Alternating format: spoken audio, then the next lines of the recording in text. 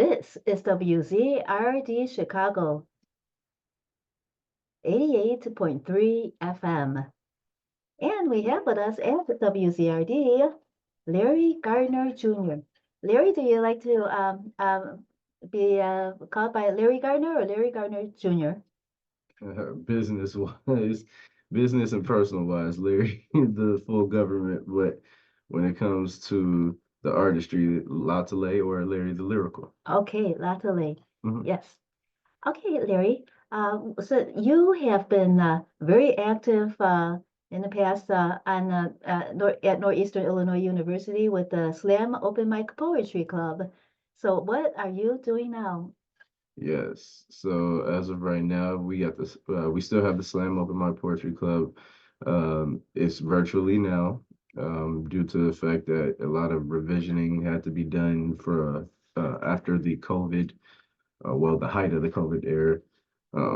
So what we are doing now is just still allowing the platform to live and hopefully revive a nice, you know, interesting vibe when it comes to entertainment. We got the new age of entertainment, new age of hip hop, new age of rap, just entertainment in general. So this is what the independent scene, or one of the branches that I am helping, the hashtag Let It Play movement, kind of is niched in with the Slam Open My Poetry Club, so we can walk with this hand in hand, to try and kind of set a new trend, a new wave, if you will. So all artists, if you're an artist, check us out. Slam Open My Poetry Club. Every Sunday, the new hours. We will be new hours will be Sundays after 5 p.m. Virtually. So just you can follow me on my platforms. Google the name and it'll pop up. The Slam Open My Poetry Club. So you mentioned the Let It Play movement. So what is that? Well, yeah. So the hashtag Let It Play movement is one that I sparked up on my own. It's my own doing. Well, not my own doing, but it was my own footwork. But it was a collaborations of different minds who I had the pleasure of sitting with at the table or a certain table, to kind of figure out what can be done a little differently when it comes to presenting or digesting entertainment these days. Mhm. So what you mean is that uh, you're developing a little bit different way of connecting these artists together? Yes, ma'am. It's a networking artist development. So hence why the Slam Open My Poetry Club is a prominent outlet as well as one that I can, kind of do my fishing or, recon work when it comes to certain artists or artists that are actually willing to put forth the effort and create not only the business dynamic in their endeavors, but also to have a true creative platform to kind of stem from. Mhm. Because it's the music industry is kind of uphill, right? It's not only that you could uh, perform well, you have to have the business side uh, taken care of as well. Yes, it is more, is really what they say. It is 10% knowledge, 90%, hustle. So I mean, sorry, I switched that. It's 10% art, 90% hustle. Excuse me. Mhm. But nevertheless, in that term, it just means you got to understand how you're moving in the lane that you're choosing when it comes to any genre, any endeavor, any business mindset. It just so happens that the music industry is kind of fickle now. So it's up and down. When I say up and down, the business aspect or the business side of it is kind of up and down due to the fact that some people pay to play, some people you know just pay for the experience, some people just want to do it just to have the know-how or even the the performance aspect down behind it. Not a lot of people really know how to actually perform or grab the attention of the audience. Um, it's kind of just microwaved at this point. Like everybody is kind of following the same blueprint when it comes to performing, which means like which means why would you even spend the amount of money that you want to spend to go see certain people when you're just going to get the same showcase as this person or the next person. So that's what kind of my brand, what I'm doing. It's artist development, artist networking, being able to establish yourself uh, in an honest, stage presence wise. Um, being able to grasp the crowd, being able to hold the attention of the crowd. Mhm. How difficult is it for artists to differentiate themselves to make their own brand? Uh, Because it's popularity. 9 times out of 10, whatever's the hottest thing to get you on quickest is really what they pay attention to, which is why I say, it's time for the people to take back how music or entertainment should be presented. You know, it's so easy to get on nowadays because of, the technology that we have. A lot of artists who started out back before the technical game or the, YouTubes and all of that, they actually put forth the hustle to make, events, you know, one of a kind, and that would be the place where the whole community could come see them do their artistry, and it just kind of connected the community, and it created hometown heroes and things of that nature, people of that nature. But it's kind of gotten watered down. People have lost the soul aspect of performing or being an artist or being able to reach the people or the people who they kind of want to target, or even if they're not targeting somebody, at least try to properly get a message across or execute a delivery. Mhm. So in other words, you're saying that a lot of the record labels, etc., they're seeing what sells, and then they're just making more of the same thing. So there's basically the same thing coming out. Just about, it's the first time. Well, I'm not gonna say it's the first time. Well, yes, it's been talked about time and time again. It's a lot of the stuff that's being pumped out, you know, mainstream wise is just kind of factory, it's it's sounds like it's coming off of an assembly line. It may sound like a, new vibe, a new feel, but it's just, a new set of wheels, Mhm. same body, or, it's just, there's really, again, no differentiating certain artists nowadays, and that's kind of the mass of what's, or the mass production of what's going on when it comes to mainstream hip hop, mainstream, rap. So what I'm trying to do with the hashtag Let It Play and the Slam Open My Poetry Club is just allowing those outlets for, artists who actually want to get that feel, create their lane, create their vibe, create themselves artistically and create creatively, excuse me. Um, it is just going to give them, kind of a safe haven. And been doing this for years, so it's just now it's kind of catching on to where I am able to set forth certain networks and being able to, you know, plant seeds and try to make those roots grow strong and stable as possible. When did you, this is WZRD Chicago 88.3 FM, and we have with us at the WZRD, Lato Lee.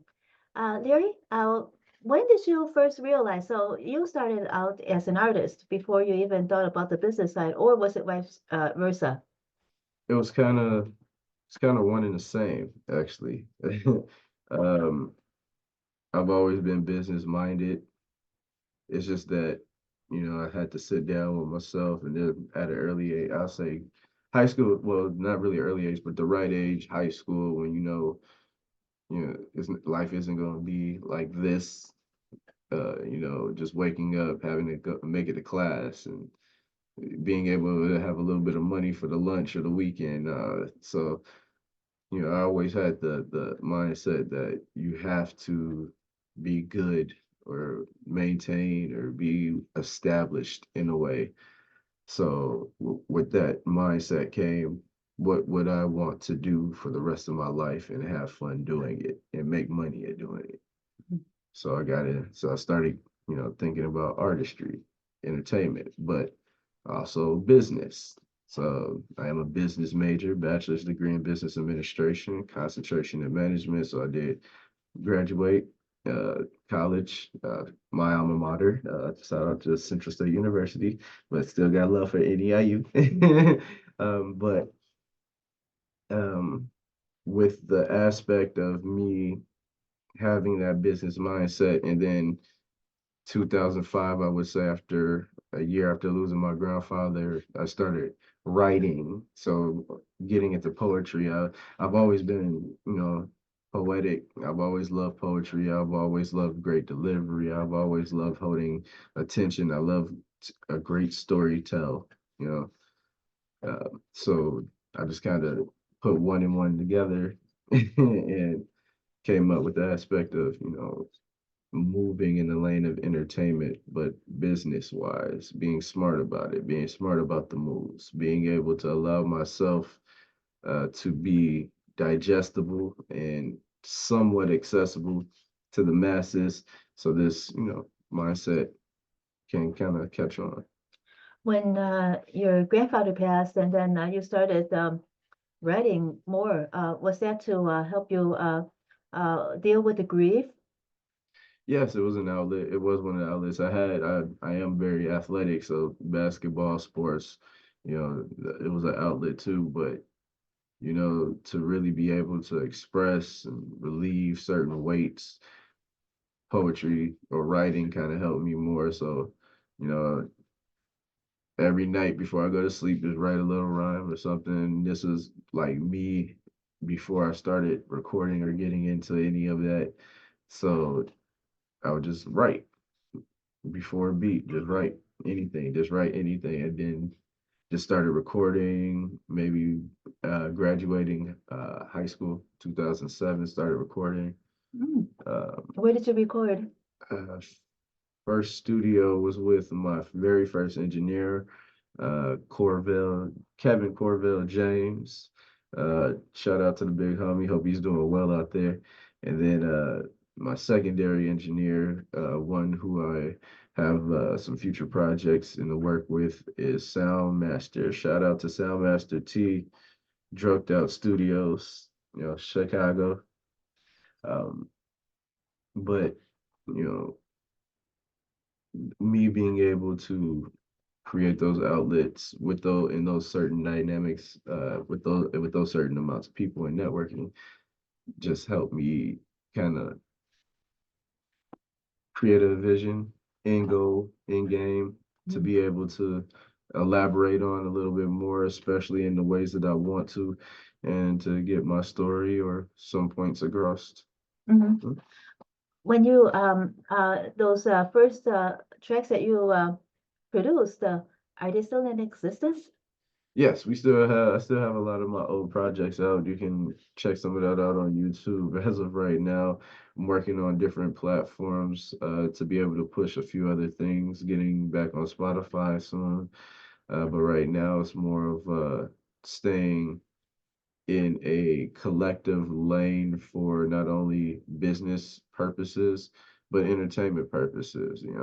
I love having full creativity of my projects, but I also like to just create a base, not a base, well, yeah, baseline, a stage, you know, a hub for all artists, all people to come enjoy the artistry, all people to come have fun, safe, sound, be able to enjoy like how we used to enjoy before the COVID era sent us into a tailspin, you know what I'm saying? Mhm.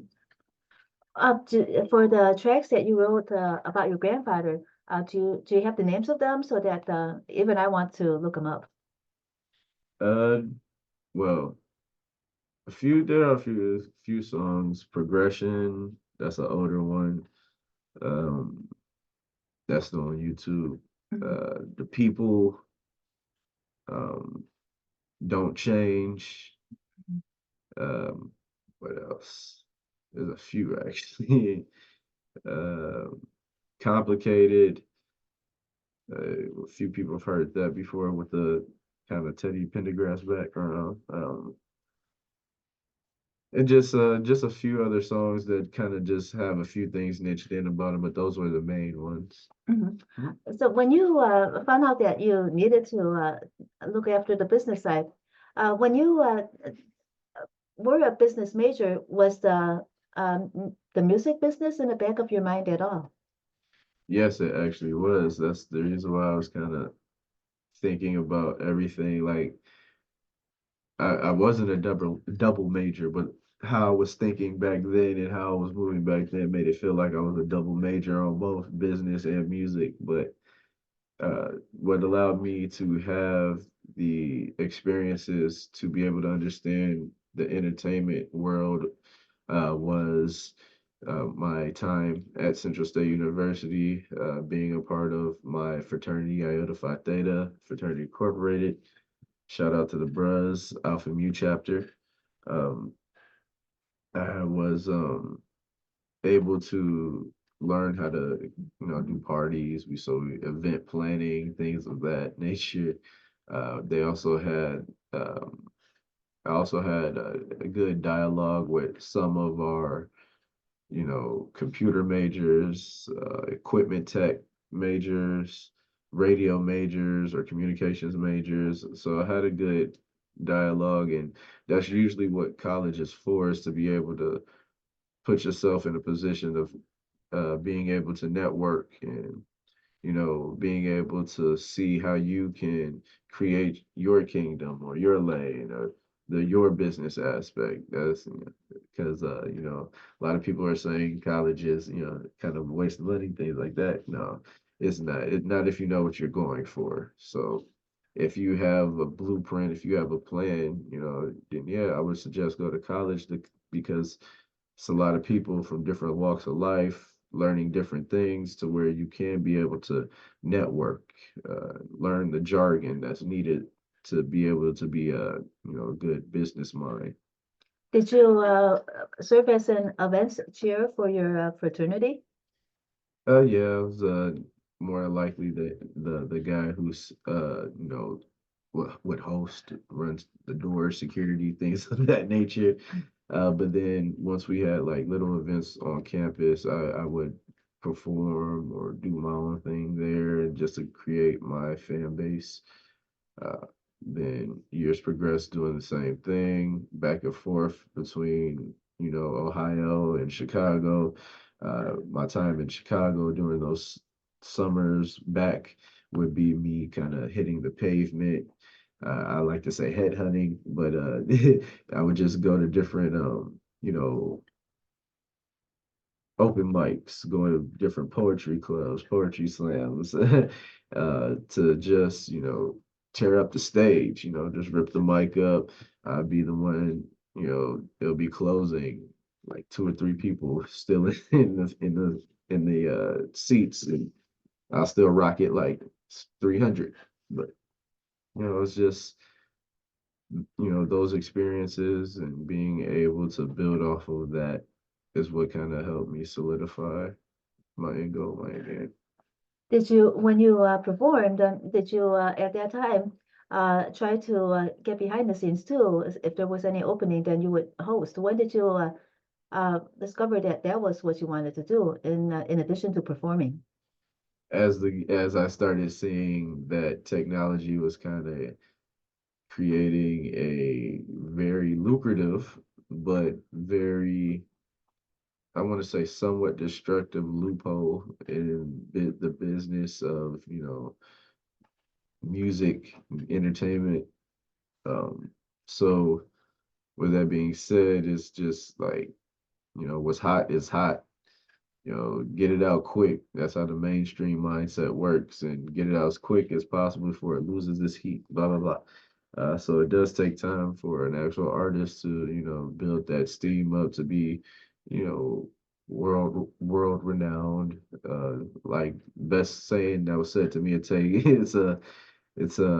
years to become an overnight celebrity. So, you know, with that being said, and how the game is, and how certain artists are moving in this game, and my experiences with both led me in a direction to be able to say, like, okay, look, why don't we do this and set it up as a collective, or as a network.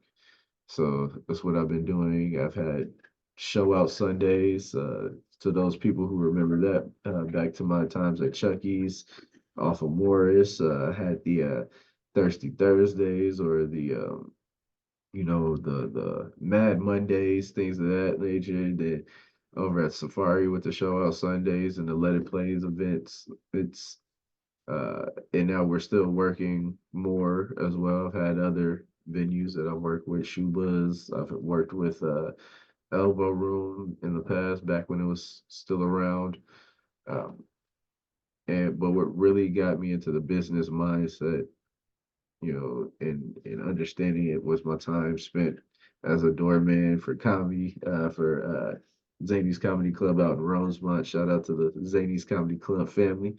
Go check it out. The mothership off of Wells Street in Old Town.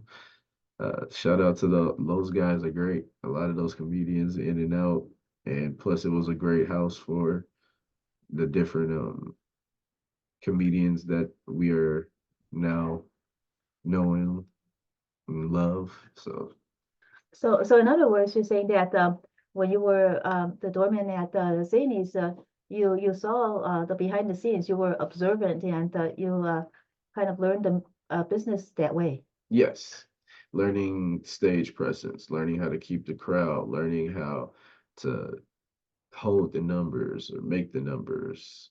It's a plight, but all good things come with a price sometimes. All good things come with a little bit of work. So me learning that from them was a gem. When you were hosting Chucky's and being host at Safari, did so Zanies came before that, or Zanies was like complemented that? Zanies came before, but it also did complement, because again, during my stint uh, at college, I would still come back and forth to do the open mic. So I already had a dialogue with Chucky's, what was once upon a time Heartland Cafe, Red Line Tap. Uh, Also, you know, Safari Lounge, and then working with a few other entities outside. I was able to kind of spread my wings from, I've done shows also at what was it? Oh my gosh, it's a club out south. Uh, what's one of the Marx Brothers' name? It was Groucho? Groucho's. There you go. Shout out to Groucho's. Yeah, I was able to do my thing over at Groucho's over there at one point in time. So then I also did um, Chicago shows with Afton booking. So those were the real um entities that I kind of got the numbers game from. But then Zanies came along after the fact and kind of put everything in the full circle into perspective. Mhm. So how did you be have so many venues in Rogers Park? Were you living in Rogers Park, or was Rogers Park a community that was conducive to this sort of work? It was more conducive, plus it was kind of a plot, a mastermind, because you know during the time where I was coming up doing all the headhunting or going to shows, you know, during the time of drill was hot or still hot, but like at the peak of drill, at the dawn of drill. So every venue, more than likely still to this day, just want to drill or, you know, something like drill. I've done shows with coast to coast mixtapes where they like to have different genre mixes. So a lot of the shows that I performed with them had a lot of were drill basis. Um, I'm not really drill. I can dabble and dabble in the artistry, but I'm not really solidified as a drill artist. But you know because of that kind of diluted the ears and platforms of people that wanted to hear possibly a little bit more than drill or want to hear a little bit of drill, but mixed in with a little something else. So I decided to kind of start reaching out to different platforms that would allow me to do certain shows that would kind of, support that mindset, that aspect, that kind of blueprint. Is drill a kind of hip hop or vice versa? It's ooh, that's I don't want to say anything that'll get people mad at me. It's more, it's a form of hip hop. I want to say it is a form of hip hop, but it's more based in rap. Got it, got it. Oh, uh when you say that artists need to establish their brand, um, is it do they have to sell their identity in order to make money, or is there still a way for them to make their own brand and still be successful? That's what these record labels do. They when they pay, so there is an underlying notion in the industry where they'll pay the artist a hefty sum or nice sum, but it's kind of signing their life away as well. So knowing that, not having a little bit of that knowledge, I won't touch too much on it because it is kind of based, and some of that is kind of what I teach as well. Um, but uh, but in lighter terms, yes, it is kind of signing your life away when it comes to mainstream record labeling or certain entities. Um, so it's good to be able to have full creative control over your art, being able to, control how something is pushed. Although, you do have the time and place aspect. So that's what I teach as well. Um, so, being able to have full creative control is a right in which every artist needs. But when it comes to being able to know your art audience, being able to expand and be a broader artist than just what's boxed in or what people perceive you as. That's kind of what I touch on and what I teach, or I let people kind of understand that the power that a voice has once it's certified and you're able to grasp and hold somebody's attention for so long with just your words. Also, I've also had issues on that, but me being in business and the experiences and endeavors and jobs that I've had have taught me to be a little bit more articulate and being able to hold the crowd. Mm. Is it more difficult to let's say an artist has his or her identity, and it it attracts a certain audience. Is it more difficult to uh, try to find all more members of that audience to come to enjoy the artist, or is it more difficult to expand that artist's work to other audiences that that might not necessarily be so attuned to that artist's work. Yeah, so that's where the digestibility comes from, being able to be digestible to the masses, presentable to the masses, or being able to, hold your composure as well, or being able to hold your artistic value, your values, or your stance, if you will. It You want to be able to, let the people have fun. It's entertainment, you want the people to be able to digest you in more than just one aspect and more than just one realm of thought. So being able to, you know, kind of decipher or differentiate business from personal, and that's where, again, that's why I say kind of know your audience. You got to know your audience. Mm. When say an artist kind of releases some of his or her identity in order to make more money, in the long run, does that hurt the artist because stifle the artist's voice, or does the money recompense for what was lost in artistic identity? I think that's to each his own, because some people, life hits people different. Life just, it's too broad. There's many different walks of it.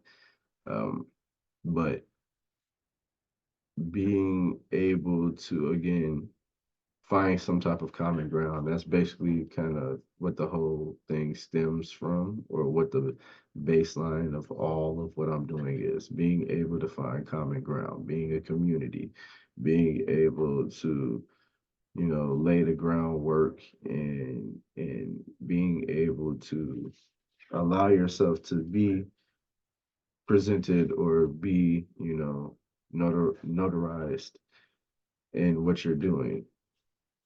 And then you being able to kind of be hands-on, or working hands-on with it, being able to see it in real time, and then knowing the right knowledge instead of being pressed to do, something in a boxed lane. Uh, that's basically what I would suggest, or what I would say, because, again, it's to each his own. People are going to decide what's right for them, what's not right for them. But, you know, morality is a thing, you know.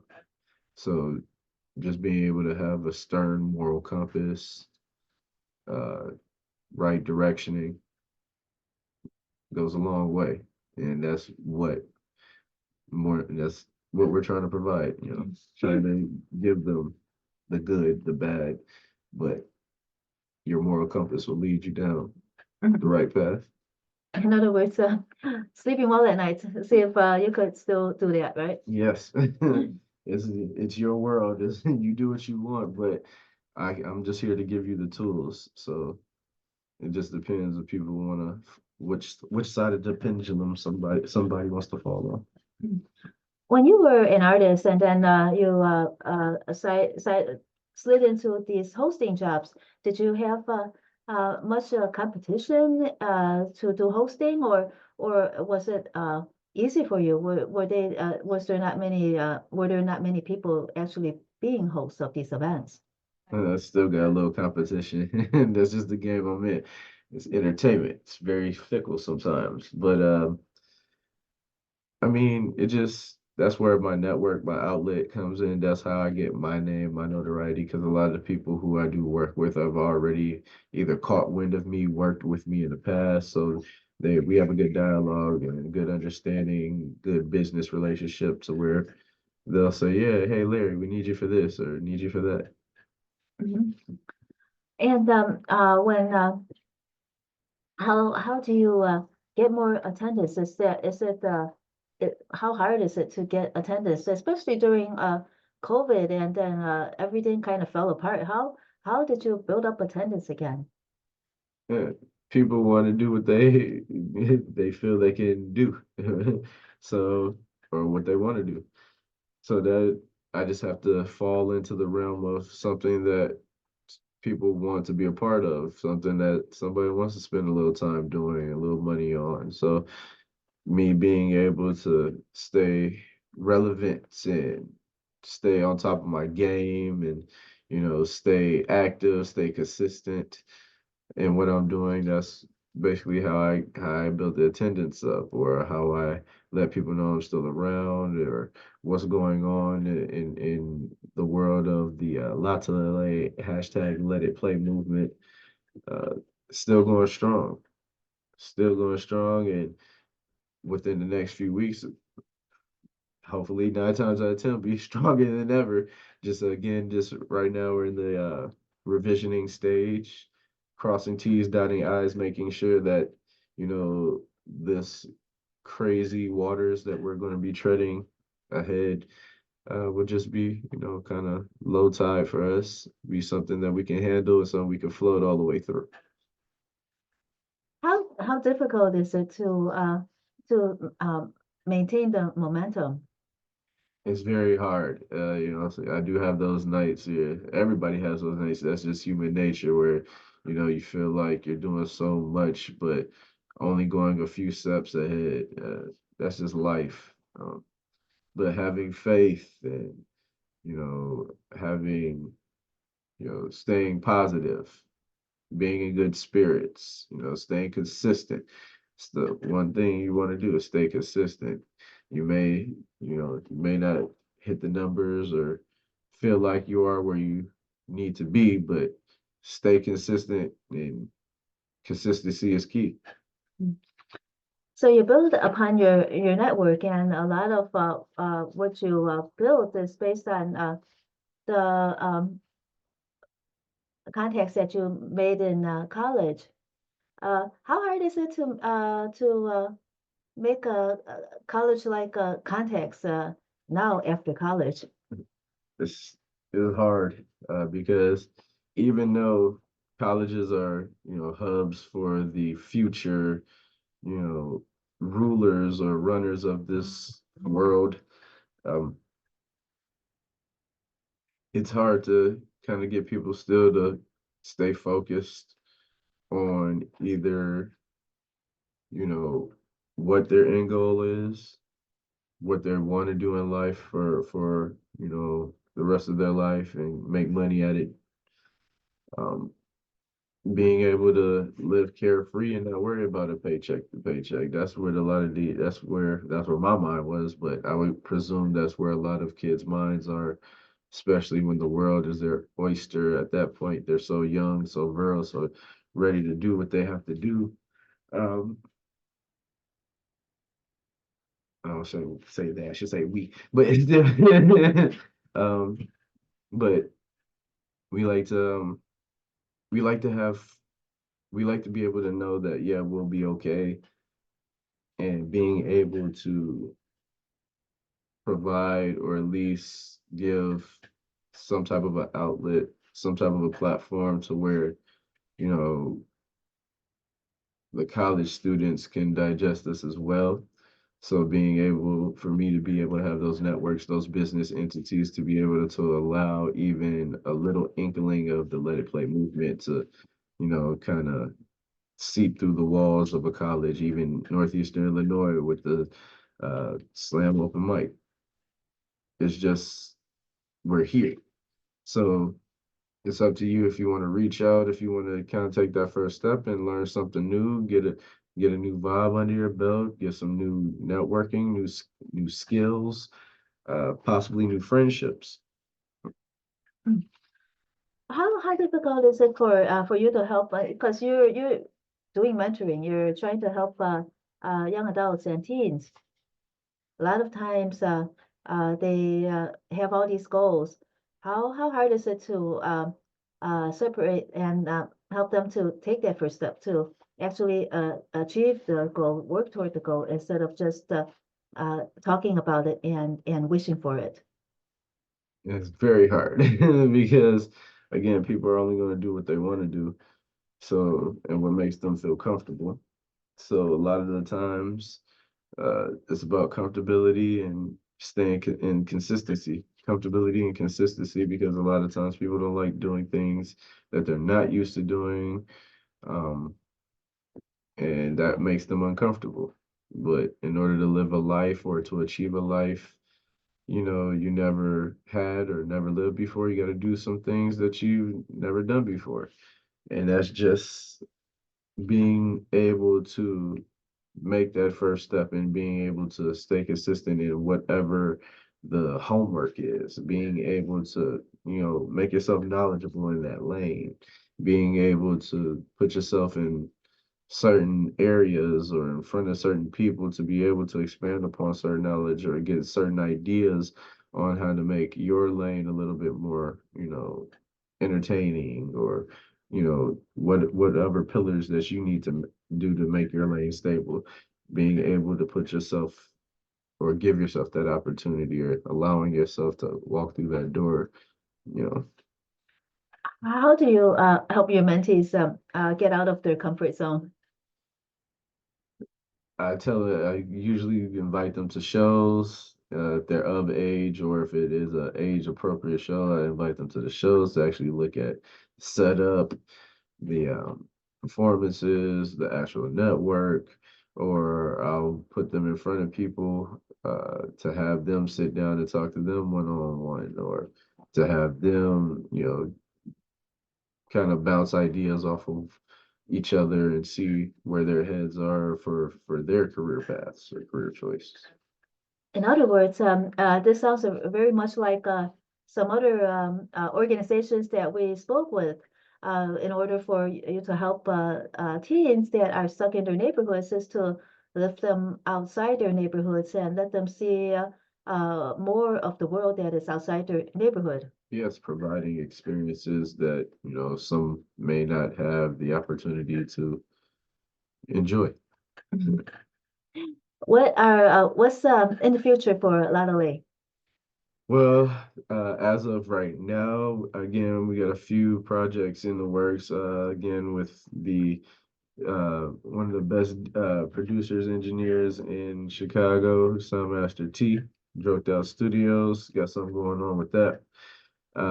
So be in tune with that. You can also Google Larry the Lyrical, put everybody in tune with just about everything that's going on with the hashtag Let It Play movement, outlets, networks, events, even the logins to the Slam Open Mic Poetry Club nights. So check that out. Follow me on Facebook, Larry Gardner, uh, or just follow at Larry the Lyrical. That goes for the new setup I have for my followers. I got a new team of, and I actually got a name for them. Just can't say it, but it's, kind of like how people have their fan bases. So I got something going on for that. I also am now in business with Sting City Music Productions, out of Chicago, the Chicago brand, Sting City Music Productions.